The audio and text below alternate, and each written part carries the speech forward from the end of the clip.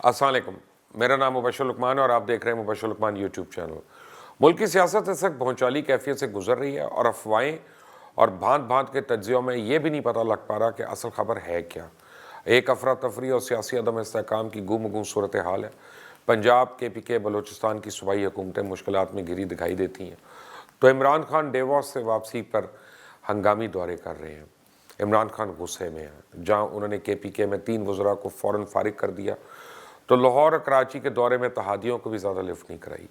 इमरान खान एक बार फिर captain innings खेलने के मूड में दिखाई दे रहे हैं और वाज़ेह पैगाम दे रहे हैं कि जो मैं कहूँगा, जो मैं चाहूँगा, सिर्फ वही, ना किसी से मरूब होऊंगा और ना किसी की बातें में आऊँगा। चाहे मीडिया पर जो मर्ज़ी चलता रहे या तहादी जो मर्ज़ी गिले शिकवे करते रहे, इख्तलाफात तो हर दौर में, हर हुकूमत में होते हैं। मगर जिस तरह इमरान खान सियासी अंदाज में अपनी जमात और इत्तेहादियों के हमले का जवाब दे रहे हैं, ये तो आने वाला वक्त ही बताएगा कि यह तरीक़ाकार कितना कामयाब और कारगर है।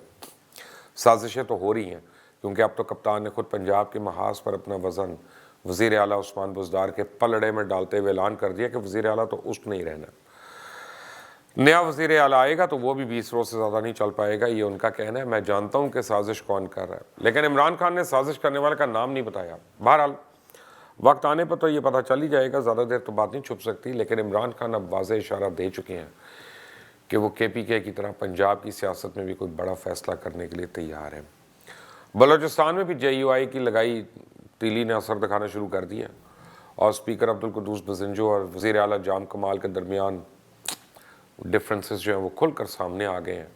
और अब ये अफवाहें हैं या ख़बरें, इस वक्त तो मैं कंफर्म नहीं कर सकता, लेकिन मेरी सहाफ़ती और सियासी सूझबूझ के मुताबिक अगर तब्दीली हुई तो इसका आगाज़ बलूचिस्तान से होना है, क्योंकि वहाँ पर जरदारी साहब की मफाहमत की सियासत और मौलाना फजल रहमान की ज़ीरक सियासी पैंतरों ने काम दिखाना शुरू कर दिया है। गर्ज सिर्फ सिंध को छोड़कर बाकी 3 सूबों में इस वक्त जोड़ तोड़ की सियासत जारी है। अब ये ऊँट किस करवट बैठता है, ये देखना है। 3 सूबों में इख्तलाफात इमरान खान के लिए एक चैलेंज है। इमरान जारयाना अंदाज में वहाँ फायर फाइटिंग कर रहे हैं, लेकिन एक बात तो तयशुदा है कि जब तक इमरान खान वज़ीर आज़म है, महमूद खान और उस्मान बुज़दार का किला मजबूत है। इमरान खान के लिए भारतीय जारियत, खित्ते की बदलती सूरत हाल, FATF और मईशत तो चैलेंज था ही, पर इस वक्त सबसे बड़ा चैलेंज खुद PTI उनके लिए बनी हुई है। जहाँ वज़ीरों और मुशीरों के बेबाक और कुछ के बेवकूफ़ाना बयानात, तो दूसरी जानिब काबीना मीटिंग्स में होने वाली फ़ैसलों की खबरें लीक होने का मसला अब संगीन होता जा रहा है। जैसा भी आज भी एक खबर टॉप पर अखबारों की ज़िनत बनी हुई है कि 50 लाख घरों का मंसूबा बग़ैर बोली किसी चाइनीज़ कंपनी को देने का फ़ैसला हुआ, जिस पर 2 अहम वफाकी वज़रा ने मुखालफत कर दी। अब इनमें से एक तो वज़ीर वही है जिसकी काबीना मीटिंग्स में हुकूमती फ़ैसलों से इख्तलाफात की खबरें पहले भी मीडिया पर रिपोर्ट होती रहती हैं, और ये किस साइड पे है, इसका तो फ़ैसला तहरीक इंसाफ और इमरान खान ने खुद करना है। एक और अहम मामला यह है कि रोज़ किसी न किसी को ज़मानत मिल रही है।